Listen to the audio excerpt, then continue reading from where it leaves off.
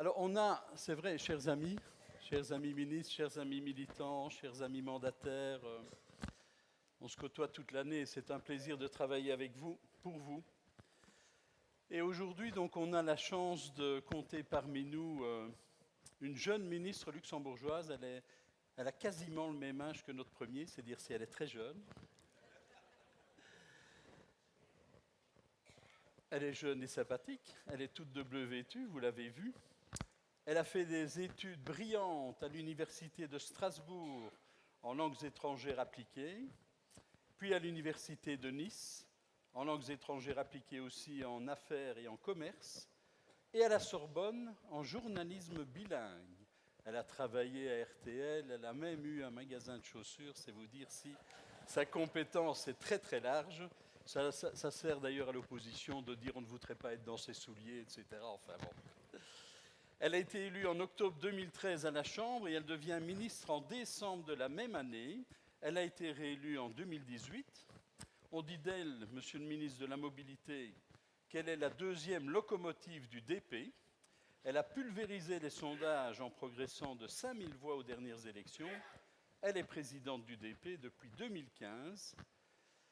Et elle vient d'être désignée ministre de la Famille, de l'Intégration, on pourrait peut-être switcher un peu, et de la Grande Région. J'ai le plaisir d'appeler à me rejoindre pour vous saluer notre amie Corinne Cahen, qui avait peur de se faire délivrer l'Oscar du film d'horreur. Elle a entendu ça tout à l'heure. Donc, ce n'est pas pour un film d'horreur. Viens, Karine, viens nous saluer, s'il te plaît. Les fleurs sont où?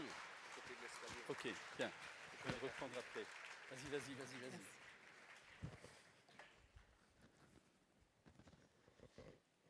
Chers amis, chers collègues, mesdames et messieurs, donc peut-être d'abord un petit message pour Carole. Donc je pense que parité oblige, je pense que Benoît m'a invitée aujourd'hui pour que vous ne soyez pas la seule femme sur scène aujourd'hui. Donc c'est la cérémonie des vœux aujourd'hui et si je peux me permettre de vous souhaiter quelque chose pour 2019, ça serait que le MR fasse pareil que le Parti démocratique au Luxembourg et gagne les élections en 2019. Les sondages ne nous ont pas donné vainqueur, mais nous avons écrit de l'histoire parce que c'est la première fois dans l'histoire du Grand-Duché de Luxembourg que le Parti démocratique a le Premier ministre pour la deuxième fois consécutive. Si vous connaissez Xavier Bettel, vous savez que c'est normal qu'il soit resté Premier ministre. Il a quelque chose en commun avec votre Premier ministre. Si nous, au Parti démocratique et au MR, si nous, les libéraux, nous souhaitons gagner les élections, ce n'est pas pour nous. Ce n'est pas parce que nous trouvons ça vraiment génial pour nous-mêmes de faire de la politique, mais c'est parce que nous, les libéraux, nous faisons de la politique pour vous, pour l'avenir de nos pays, pour l'avenir de l'Europe, parce que nous croyons en l'Europe, nous faisons de la politique pour les générations futures, pour les enfants, et je pense que nos premiers ministres ont quelque chose en commun. Même s'ils sont premiers ministres, ils sont restés humains, ils sont proches des gens, ils écoutent, ils sont sur le terrain, et ils veulent savoir ce qui vous passionne, ce qui vous préoccupe, ce qui est important pour la population, pour le pays et pour l'avenir justement de ce pays. Xavier Bettel m'a chargé de vous dire qu'il sera heureux d'être parmi vous le 1er mai. Donc voilà, je veux quand même le dire tout de suite pour ne pas l'oublier. Ce soir, il s'excuse, il est dans un lycée au Luxembourg. Mais je pense que si je parle de l'Europe et des défis que nous avons tous ensemble, il est important que nous ayons des leaders politiques qui puissent relever ces défis. Et si Charles Michel vient de parler de nos pères en Europe, eh bien je pense que vous, Charles, Xavier, Didier et tous les autres, vous êtes leurs fils. Vous êtes les fils de l'Europe. Vous êtes ceux en qui nous avons confiance pour mener cette Europe dans la paix, dans l'amour du prochain, dans le respect de l'être humain, de tous les êtres humains, mais aussi d'être solide et sévère sur les principes. Nos principes, nous les libéraux, nous en avons, vous les avez déjà entendus ce soir, donc je ne vais pas les répéter, mais j'aimerais quand même conclure sur une phrase qui a été dite dans le film tout au début, « L'avenir appartient aux optimistes ». Et bien c'est vrai que nous sommes des optimistes parce que nous croyons en l'avenir, nous croyons dans les générations futures, nous voulons que les générations futures, nos enfants, puissent trouver leur chemin dans notre monde, dans notre Europe, en Belgique, au Luxembourg, et tous ensemble, nous allons réussir à garder des pays en paix, une Europe réunis et unis, parce que c'est ce qui fait notre force. Et donc, je vous remercie et bonne chance pour 2019. Nous sommes avec vous. Merci. Merci. Merci, c'est gentil. Merci beaucoup. Merci. Félicitations. Merci Corinne, et merci de ne pas être partie avec mon discours, j'aurais été embêté. Alors, j'ai encore une petite mission à opérer avant de vous parler. C'est vrai que j'encourage les jeunes et on a une grande chance, c'est d'en avoir beaucoup qui travaillent avec nous. Mais on a aussi énormément de respect pour les anciens, pour les aînés, pour ceux qui nous ont précédés. Et alors aujourd'hui, Félix de Barcy, qui est ici au premier rang, est devenu membre, tenez-vous bien, du Parti libéral en 1958. La même année, il s'est présenté aux élections communales et il est devenu échevin PLP de la commune de Flamierge en 1970. À la fusion des communes en 1976, il a de nouveau été élu durant les 3 premières années, devenu échevin à Bertogne. Il est devenu le bourgmestre de Bertogne jusqu'en 1994, en ayant commencé en 1980. De 1995 jusqu'à 2006, il siégera aussi comme conseiller communal. Et fin 80, il est élu conseiller provincial. Il sera même président de la commission agricole. Félix, c'est pour nous, pour Charles, pour Olivier, un très grand plaisir de te remettre un cadeau de la part du MR et pour te féliciter de ton assiduité à nos convictions. Bravo Félix.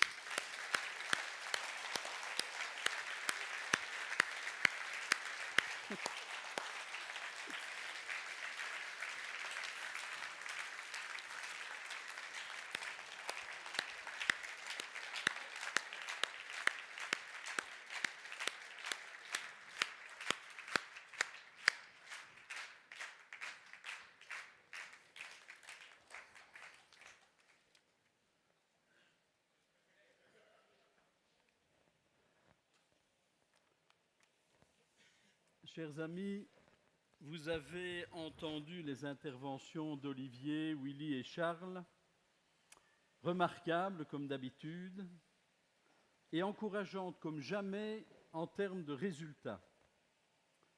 Cela ne veut pas dire que l'avenir s'annonce serein et que les élections seront une formalité. Mais cela signifie, et c'est un leitmotiv, que la démonstration est faite qu'une autre politique était possible.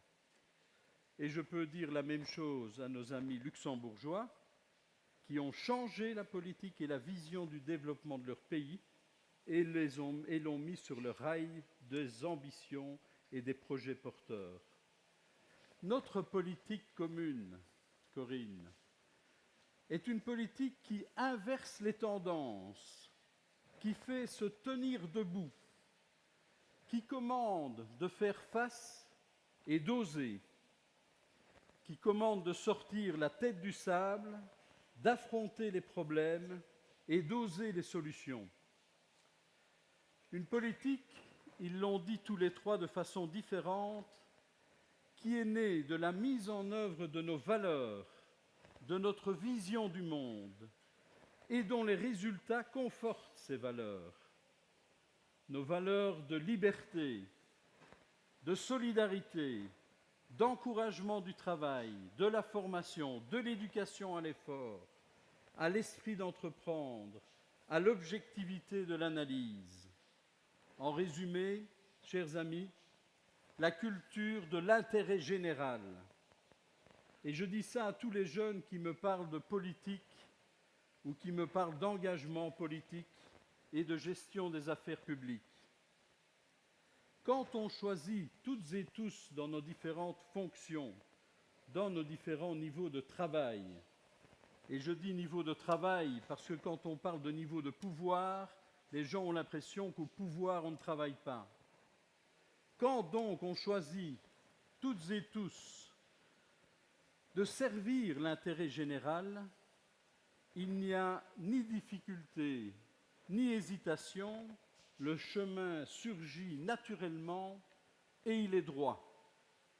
Il peut être difficile, escarpé, on peut nous y mettre des barrières, des pots de banane, mais quand la vision est juste, intelligente, quand elle dépasse les intérêts de caste, les égoïsmes particuliers, quand elle laisse de côté les profiteurs, les menteurs, les affabulateurs, les intermédiaires douteux, la voie se trace, le chemin s'ouvre, le courage et la volonté font le reste. Alors une petite parenthèse, je m'étais dit, je vais parler de voie, je pourrais peut-être comparer à une voie internationale, une avenue internationale. Je me suis dit, si je parle des Champs-Élysées, ils vont penser Gilets jaunes. Si je parle de la promenade des Anglais, ils vont penser Brexit. Et je me suis dit, mais il y a une autre avenue qui pourrait servir de comparaison. Et figurez-vous qu'il n'y a pas de hasard. Celle qui a été consacrée en 2012, deuxième avenue, et je te vois sourire, deuxième avenue la plus prestigieuse du monde, c'est une avenue qui est située à Luxembourg et qui s'appelle, écoutez, il n'y a vraiment pas de hasard, l'avenue de la liberté. Donc franchement, on est vraiment sur la même longueur d'onde. Je disais donc que la voie se trace, le courage et la volonté font le reste. Si, dans notre province, mais ailleurs aussi, tant de jeunes nous rejoignent, si tant de jeunes portent nos convictions, apportent des idées, de la fantaisie et de la créativité, du talent et du cœur à l'ouvrage, s'ils ont envie de nous accompagner sur le chemin, sur cette avenue de la liberté, c'est parce qu'ils ont compris que notre vision, nos actions, nos résultats conduisent à améliorer la vie, à rendre durables les progrès sociaux, à élever l'homme. Brel criait en chantant en 1961 « Serait-il impossible de vivre debout ?» Nous avons la conviction, au contraire, que vivre debout, c'est possible. Et les amis qui nous conduisent au jour le jour sur ce chemin, sur cette avenue de la liberté, à côté desquels nous bossons tous les jours avec énormément de plaisir, Olivier, Willy, François, Didier, Charles et tous les autres, ont aussi cette conviction. Nos élections communales et provinciales, c'est vrai, ont été un succès malgré les vents contraires, malgré la désinformation, malgré la diffusion de fausses nouvelles. 13 bourgmestres au lieu de 10, 29 majorités au lieu de 20 et un retour au chef-lieu Arlon, 12 conseillers provinciaux au lieu de 11, et quand le CDH perdait 3 800 électeurs et le PS 7 900, nous avons progressé de même qu'Écolo. Bien sûr, chers amis, la personnalité de chacun d'entre nous a porté ce résultat. Mais c'est aussi la façon de faire de la politique qui a consolidé nos bases. Notre vision de la transparence, de la rigueur, de la gestion parcimonieuse des moyens publics, de la fiscalité basse, de la maîtrise de nos coûts, notre vision de la gestion dynamique de nos communes, de notre province et de nos outils intercommunaux tellement mis à mal par une gestion politique approximative et tendancieuse. Notre vision est claire.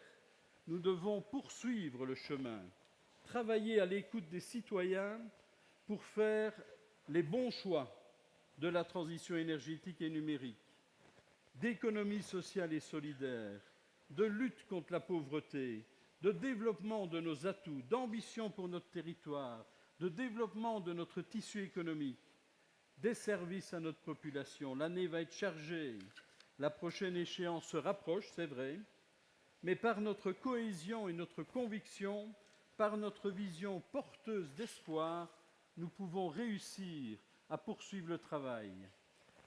En ayant toujours à l'esprit, c'est une phrase que j'aime beaucoup et elle est de Périclès, il n'est point de bonheur sans liberté, ni de liberté sans courage. C'est une phrase importante, point de bonheur sans liberté, ni de liberté sans courage. Ayons donc, chers amis, du courage ensemble. Bonne et heureuse année à tous. Et j'appelle nos amis ministres, premiers, présidents, tous nos mandataires, bourgmestres, députés, à venir me rejoindre pour la finale. Bonne soirée à tous.